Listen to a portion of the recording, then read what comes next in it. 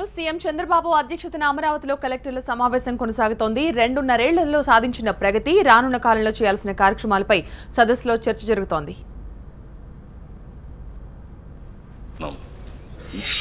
Platform ఉంది మీకోసంలో అన్ని కూడా ఆల్ కంప్లైంట్స్ కానీ గ్రీవెన్సెస్ కానీ ఆన్లైన్లో వచ్చే అవకాశం ఉంది వేరియస్ ఫంక్షన్స్ దగ్గర నుంచి. ఇది అయిన తర్వాత ఈరోజు మీరు చూస్తే ప్రింట్ మీడియా కానీ ఎలక్ట్రానిక్ మీడియాలో వస్తున్నాయి. అవి కూడా కంప్యూటరైజ్ చేస్తున్న అలర్ట్స్ కింద. మూడోది మీరు ఒకసారి చూస్తే సోషల్ మీడియాలో కూడా వస్తున్నాయి. అవి కూడా గ్రీవెన్సెస్ ఉంటే అవి కూడా తీసుకుంటున్నాం. కైజాల యాప్ వచ్చింది. ఆ కైజాల యాప్లో వచ్చేటివి కూడా తీసుకుంటున్నాం. కనెక్ట్ ఏపీసీఎం ఒక యాప్ తయారు చేశాం. ఇవి ఎక్కడ వచ్చినా ఇవన్నీ కూడా మళ్ళీ ఇది చేసి సింక్రనైజ్ చేసి ఏ ఆఫీసర్కి పంపించాలనో రియల్ టైంలో పంపిస్తున్నాం. అంటే 2 లెవెల్స్. ఒకవేళ కానీ సర్వీస్ స్టాండర్డ్స్ మిస్ అయితే మళ్ళా పంపించడం, ఒకవేళ మీరు పంపించిన తర్వాత మేము చేశాము అని మీరు చెప్తే ఇమ్మీడియట్గా కాల్ సెంటర్ నుంచి ఆ కాల్ సెంటర్ ద్వారా కన్సర్న్ అప్లికెంట్ మాట్లాడడం, అతను చెప్పిన తర్వాత అవి కూడా తీసుకోవడం. అంటే ఇంత మునుపుమారిగా ఏదైనా ఒక గ్రీవెన్స్ వస్తే ఆ గ్రీవెన్స్ సర్వీస్ స్టాండర్డ్స్ ప్రకారం సిటిజన్ చార్టర్ ప్రకారం ఆ గ్రీవెన్స్ అడ్రస్ చేసే మెకానిజం, దాన్ని వెరిఫై చేసి మళ్ళా సర్టిఫై చేసే మెకానిజం కూడా ఎస్టాబ్లిష్ చేస్తున్నాం. దీంట్లో ఏమాత్రం కూడా ఎవరు కూడా మిస్యూజ్ చేసే పరిస్థితి లేకుండా ఇది మనం తీసుకురావడం జరుగుతుంది. గవర్నమెంట్లో మీరు ఒకసారి చూస్తే కన్వర్జెన్స్ తీసుకొచ్చాం రిసోర్సెస్లో. ఒకటి బెస్ట్ ఎగ్జాంపుల్ నరేగా, ఇంకొక పక్కన హ్యూమన్ క్యాపిటల్ కన్వర్జెన్స్ తీసుకొచ్చాం. దానికి బెస్ట్ ఎగ్జాంపుల్ మనకి సర్ఫ్ ద్వారా డాక్రా డాకువా సంఘాలు. ఈరోజు మీరు చూస్తే నిన్న మొన్న మేము వర్కౌట్ చేశాం. మన నరేగా అయితే ఫర్ ది లాస్ట్ 2 years నుంచి చేశాం. ఈరోజు ఆల్ విలేజ్ ఇన్ఫ్రాస్ట్రక్చర్ మొత్తం పూర్తి చేసే పరిస్థితికి వచ్చాం. సిమెంట్ రోడ్డు 2 yearsలో 11,000 kilometers మనం వేయగలిగాం. ఇంకొక పక్కన అన్ని గ్రామాల్లో school building, panchayati building, anganwadi building, burial ground, play ground ఇవన్నీ కూడా కంప్లీట్ చేయగలుగుతున్నాం. అదే మరి సిమెంట్ రోడ్లు రాబోయే 2-3 సంవత్సరాల్లో పూర్తి అవుతాయి. విలేజ్లో అదే మరి డ్రైన్స్ పూర్తి చేస్తున్నాం. విలేజ్ లెవెల్లో ఏ ఇన్ఫ్రాస్ట్రక్చర్ అవసరమో ఆ ఇన్ఫ్రాస్ట్రక్చర్ని నరేగా ఫండ్స్తో కన్వర్జెన్స్ తీసుకొచ్చాం. ఫైనాన్స్ కమిషన్ డబ్బులు కూడా దాంట్లో ఇంటిగ్రేట్ చేశాం. గవర్నమెంట్ ద్వారా వచ్చే డబ్బులు కూడా ఇంటిగ్రేట్ చేశాం. చాలకపోతే నీరు చెట్టు కానీ ఒక 20 డిపార్ట్మెంట్స్కి వచ్చే డబ్బులు కూడా కన్వర్జెన్స్ తీసుకొచ్చాం. అదే మరి వెల్ఫేర్ డిపార్ట్మెంట్లో వచ్చే డబ్బులు కూడా కన్వర్జెన్స్ తీసుకొచ్చి మామూలుగా 10 కోట్ల రూపాయలు ఖర్చు పెడితే 40, 50, 30 కోట్ల రూపాయలు కన్వర్జెన్స్లో ఉపయోగపడే పరిస్థితి తీసుకొచ్చాం. It has worked very well. దీనివల్ల ఫలితాలు చాలా బాగా వచ్చాయి. అదే సమయంలో ఈరోజు కన్వర్జెన్స్ హ్యూమన్ రిసోర్సెస్ తీసుకుని మనం అనుకున్న ప్రకారం డాక్రా సంఘాల్లో ఇంక్లూజివ్ గ్రోత్ రేట్ కోసం government is very clear from the beginning. నేను మీకు చెప్తున్నాను, ఇన్క్లూజివ్ గ్రోత్ రేట్ రావాలి. అదే మాదిరిగా నిరంతరం పేదరిక నిర్మూలన జరగడమే కాదు, ఆర్థిక అసమానతలు తగ్గించే విధానానికి మనం శ్రీకారం చుట్టాల్సిన అవసరం ఉంది. టు స్టార్ట్ విత్ 10,000 రూపాయలు per capital income for family అనుకున్నాం.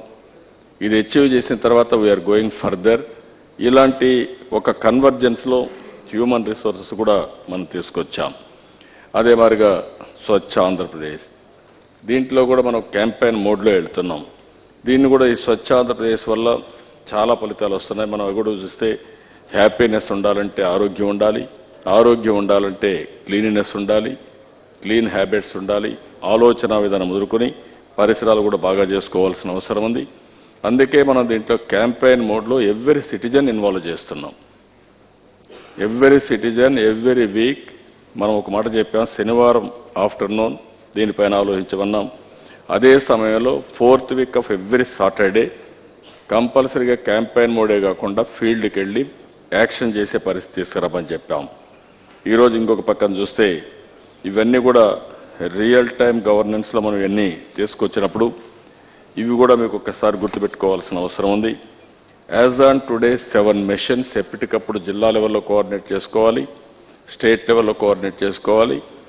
ఈ 7 missionలో primary sector mission, social empowerment mission, knowledge and skill development mission, industry sector mission, infrastructure mission, service sector mission, urban development machine.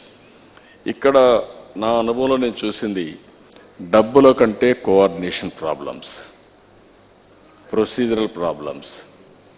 ఎంతవరకు మీరు సైలో అప్రోచ్ తీసుకున్నంత వరకు, stand alone సిస్టమ్గా పనిచేసినంత వరకు మనకు results అనుకున్నంత రావు.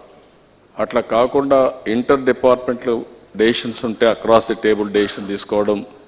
ఈ గవర్నమెంట్లో మనం గుర్తుపెట్టుకోవాల్సింది over a period of time departments అన్ని ఇండిపెండెంట్ అయిపోయారు. ఏ డిపార్ట్మెంట్ ఏం చేస్తుందో ఇంకొక డిపార్ట్మెంట్ తెలియని పరిస్థితి వస్తూ ఉంది. నేను అందుకే రియల్ టైం గవర్నమెంట్లో ఒకటే మీరు చూస్తే గవర్నమెంట్, సిటిజన్, ఇన్ బిట్వీన్ ఇక్కడ అన్ని ఆర్గనైజేషన్స్ కానీ లేకపోతే వ్యవస్థలు కానీ ఇవన్నీ వచ్చే పరిస్థితి వస్తుంది. అలాంటప్పుడు రియల్ టైంలో ఎప్పటికప్పుడు కోఆర్డినేషన్ చేసుకుని డెసిషన్ మేకింగ్లో ఇప్పుడు నరేగా వచ్చింది. ఒకప్పుడు NREGA stand alone program, nobody knows about it. దాన్ని ఇప్పుడు ఇంటిగ్రేషన్ తీసుకొచ్చాం. ఇంటిగ్రేషన్ తీసుకొచ్చిన తర్వాత లేవరేజ్ వచ్చింది. ఇప్పుడు ఫండ్స్ లేవనే దానికంటే పనులు చేయడంలో మేనేజ్మెంట్ బ్యాండ్విడ్త్ ఇది బిగ్గెస్ట్ ఛాలెంజ్ నా. ఈవెన్ ఫామ్ పాండ్స్ దగ్గర నుంచి ఏ పనైనా సరే మనం ఈజీగా చేసుకునే పరిస్థితి వచ్చింది. కాబట్టి ఈ మెషిన్స్ కూడా మనం అనుకున్నాం, కానీ స్టేట్ లెవెల్లో కొద్దిగా అప్పుడప్పుడు కూర్చోవడం లేదు. ఎవ్రీ 1 month or 2 months కంపల్సరీగా ఫ్రమ్ నవ్ ఆన్వర్డ్స్ ఈ మెషిన్స్ కూర్చోవాలి, డిస్కస్ చేయాలి, ప్రాబ్లమ్స్ సార్ట్అవుట్ చేయాలి. ఒకవేళ మీకేదైనా ప్రాబ్లమ్స్ ఉంటే ఆ మెషిన్లో then you sort it out or you flag it to Chief Minister or Cabinet or Chief Secretary. అవన్నీ అడ్రస్ చేసే పరిస్థితి వస్తుంది. 5 grids కూడా పెట్టాం. Water grid, road grid, power grid, gas grid, fibre optic grid. ఇవి కూడా మనం గుర్తుపెట్టుకోవాల్సింది. ఇవి కూడా కూర్చొని వర్కౌట్ చేసుకుని ఏ విధంగా దీన్ని ఉపయోగించుకోవాల్సిన అవసరం ఉంది. క్యాంపెయిన్ మోడ్స్ తీసుకొచ్చాం. సస్టైనబిలిటీ రావాలంటే వినూత్నంగా ప్రజల్లోకి తీసుకుపోవాల్సిన అవసరం ఉంది. పేదరికంపై గెలుపు, 10,000 రూపాయలు ఇన్కమ్ రావడం. దీన్ని స్లోగన్ కింద వదిలిపెడితే ఇది జరగదు. కానీ ఆ స్లోగన్ ఏదైతే చెప్పామో దాన్ని క్యాంపెయిన్ మోడ్ కింద చేసి ప్రాసెస్ చెక్అవుట్ చేసి అనునిత్యం చేస్తే it is not a big issue. తప్పకుండా దీన్ని ఇంప్లిమెంట్ చేసే అవకాశం ఉంది. బడి పిలుస్తుంది. ఇప్పటికి కూడా మనం పిల్లలందరినీ ఇంకా స్కూల్ నెట్వర్క్ తీసుకురాలేకపోయాం. హ్యూజ్ ఫోర్స్ ఉంది. హైయర్ ఎడ్యుకేషన్లో చూస్తే our people are doing extraordinary work. నాలెడ్జ్లో ఎవ్వరు కూడా తక్కువ కాదు. కానీ ప్రైమరీ ఎడ్యుకేషన్లో చూసినప్పుడు, ఇంకా కింది లెవెల్లో చూసినప్పుడు అందరినీ మనం స్కూల్ నెట్వర్క్ తీసుకెళ్ళలేకపోయాం. ఈ ఇయర్ని దీని మీద కూడా శ్రద్ధ పెట్టాల్సిన అవసరం ఉంది. పొలం పిలుస్తుంది. చాలా బాగా చేశాం.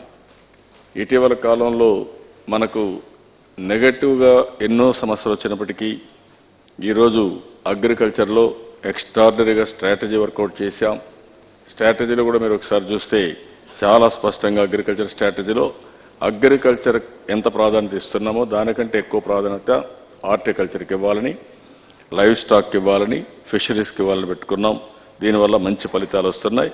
అగ్రికల్చర్ కూడా ప్రొడక్టివిటీ మ్యాక్సిమం రీచ్ అయ్యాం. కానీ ఇంకా best in the country reach కావాలి, best in the world reach కావాలి. ఈరోజు అయోవా యూనివర్సిటీ ఒకటి వచ్చారు. ఇలాంటి నాలెడ్జ్ ఎక్కడెక్కడ ఉందో వాళ్ళతో కూడా నెట్వర్క్ చేసుకొని ముందుకు పోతున్నాం. అన్నింటికంటే ముఖ్యంగా నీరు, చెట్టు, వాటర్ కన్జర్వేషన్, ఈ రెండు కూడా కలిపి మళ్లీ వర్షాకాలం వస్తూ ఉంది. దీన్ని ఇదే క్యాంపెయిన్ మోడ్లో తీసుకుపోవడమే కాకుండా మనం అనుకున్న లక్ష్యాన్ని నెరవేర్చే పరిస్థితి తీసుకోవాల్సిన అవసరం ఉంది. అదే మరి పరిశుభ్రం, పచ్చదనం, స్వచ్ఛ ఆంధ్రప్రదేశ్, దీన్ని కూడా మనం తీసుకోవాల్సిన అవసరం ఉంది. ఇక్కడికి వచ్చినప్పుడు మీరు చూస్తే మనం ఇవన్నీ కూడా మెజర్మెంట్ చేయాల్సిన అవసరం ఉంది. ఇంతవరకు స్లోగన్స్ కింద కాకుండా ప్రాసెస్ అన్నీ ఇది చేసుకుని సిఎస్ గారు ఏ విధంగా మెజర్ చేయబోతారో మళ్ళీ ఎక్స్ప్లెయిన్ చేస్తారు. కుటుంబ వికాసంలో